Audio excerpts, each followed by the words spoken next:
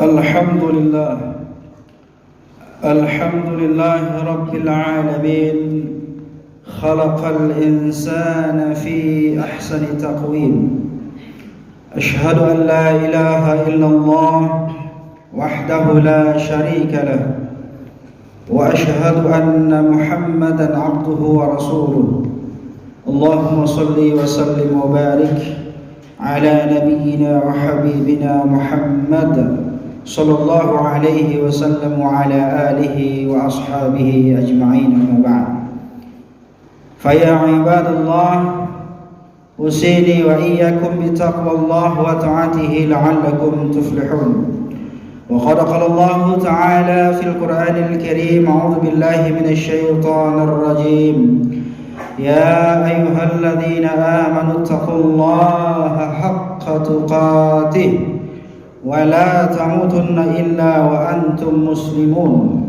وقال الله تعالى أيضا أعوذ بالله من الشيطان الرجيم بسم الله الرحمن الرحيم يا أيها الناس اعبدوا ربكم الذي خلقكم والذين من قبلكم لعلكم تتقون وقال النبي صلى الله عليه وسلم أول ما يحاسب به العبد يوم القيامة الصلاة صدق الله العظيم وصدق رسوله الكريم والحمد لله رب العالمين. Hadirin kaum muslimin, saudara-saudara, para jamaah salat Jumat yang diberkahi dan dirahmati Allah Subhanahu wa taala.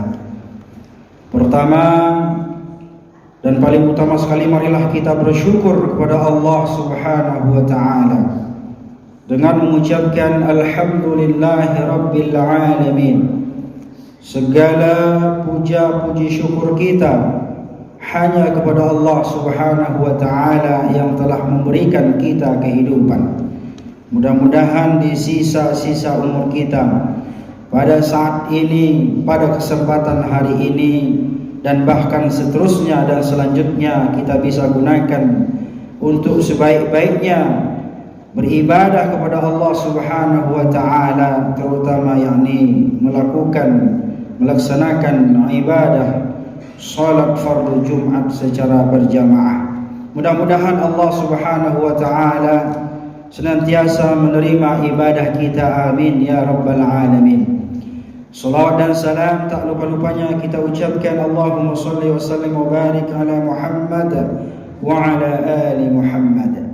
Hadirin kaum muslimin, pada hari ini khatib ingin mengajak kepada kita semuanya, marilah kita bersama-sama tingkatkan iman dan takwa kita kepada Allah Subhanahu wa taala.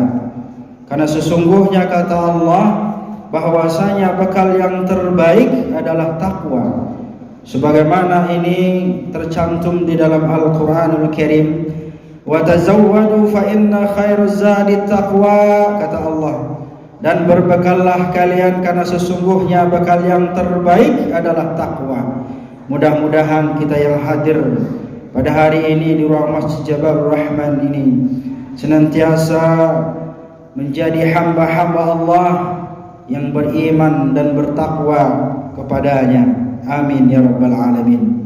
Izinkan khatib pada hari ini ingin menyampaikan sebuah tema khutbah, yakni berkaitan tentang tujuan dan hikmah kenapa kita melaksanakan ibadah salat.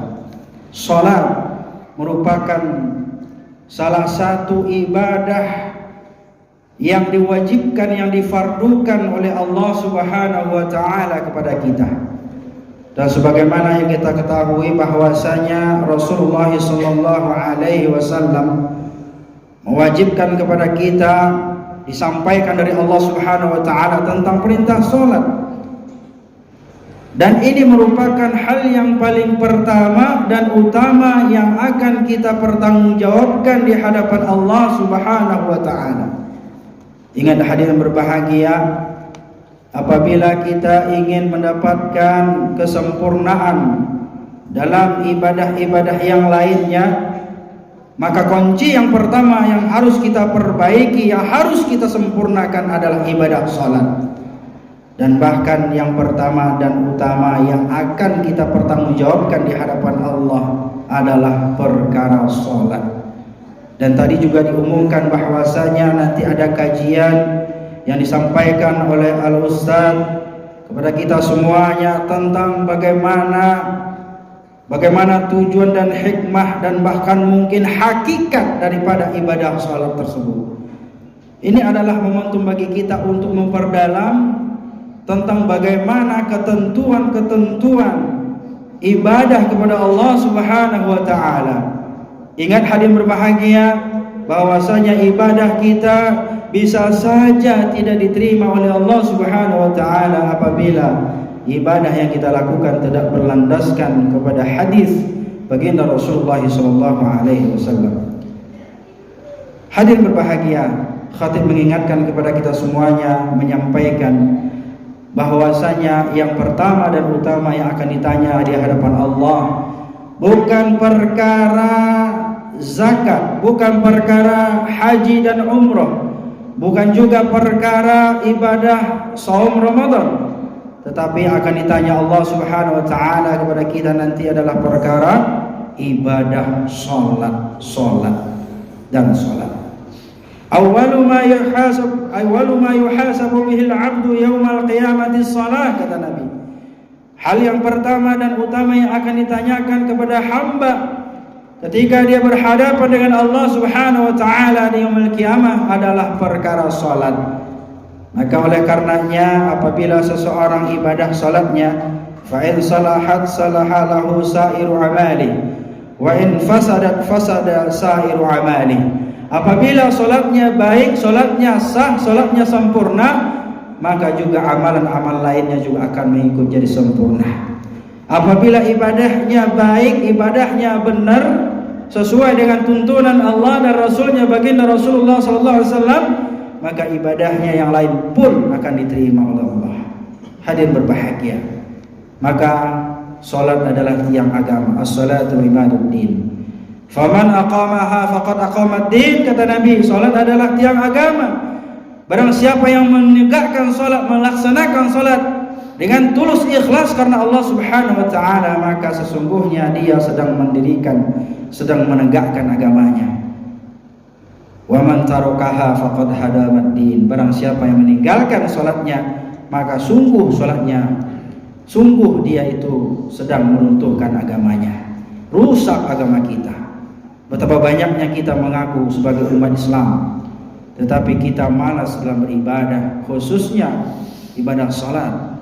Maka kita berharap, hadirin berbahagia, hendaklah kita setiap 5 waktu berjamaah ke masjid ini bersama-sama, dan kita berharap dan kita memiliki cita-cita yang besar bahwasanya salat yang 5 waktu yang kita lakukan seperti salat Jumat pada hari ini, insyaallah.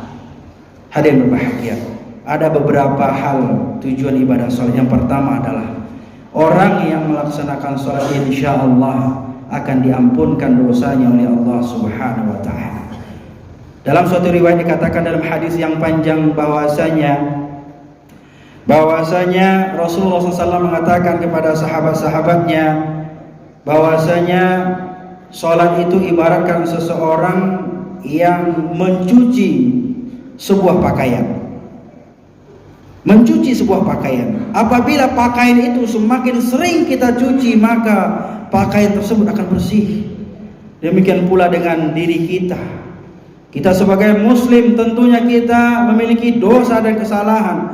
Dengan kita melaksanakan ibadah salat, kita berharap kepada Allah Subhanahu wa taala dengan salat yang kita lakukan itu, maka Allah ampunkan dosa-dosa kita.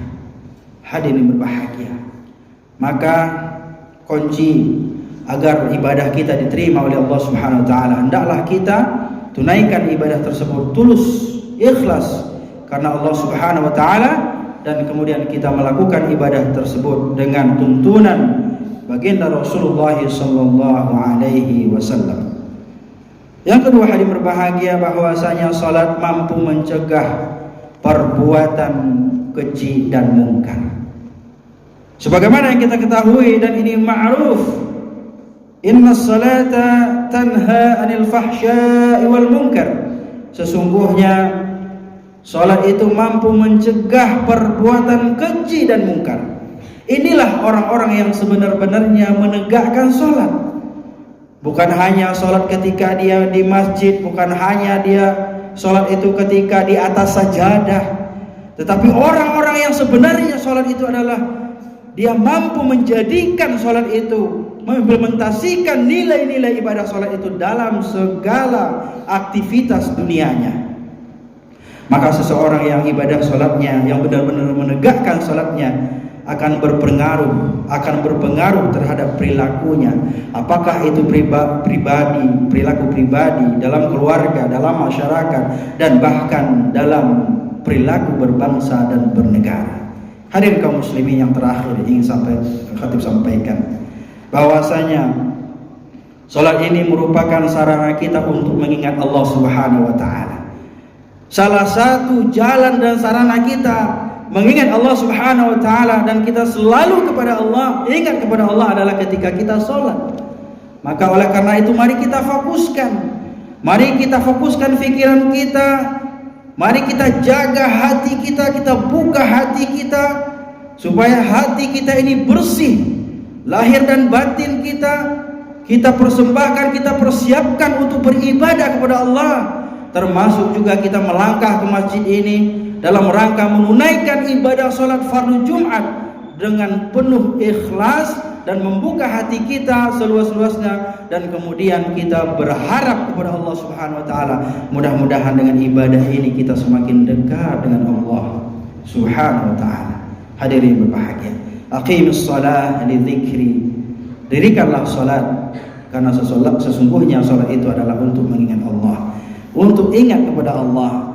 Maka sangat rugilah bagi orang-orang yang ibadahnya, yang solatnya rajin tapi tidak mengingat Allah. Solatnya rajin, zikirnya rajin, tapi hatinya tidak menghadirkan Allah. Dalam kesehariannya tidak menghadirkan Allah. Dia tidak merasa bahwa seluruh aktivitasnya diawasi oleh Allah Subhanahu wa taala. Hadirin kaum muslimin, barangkali ini saja yang dapat khatib sampaikan. Apabila kita melihat dan memperhatikan dari hadis-hadis baginda Rasulullah SAW, banyak sekali hikmah-hikmah dan tujuan-tujuan kenapa kita diperintahkan salat oleh Allah Subhanahu wa taala. Karena keterbatasan waktu, demikian sajalah yang dapat khatib sampaikan pada hari ini. Mudah-mudahan dapat memotivasi kita, memberi kita semangat agar kita lebih fokus dan lebih ikhlas beribadah kepada Allah Subhanahu wa taala, terutama ibadah salat yang 5 waktu. Barakallahu li wa lakum fil Qur'anil Karim wa nafa'ani wa iyyakum bima fihi minal ayati wa dzikril hakim wa taqabbala minni wa minkum tilawatahu innahu huwal ghafurur rahim.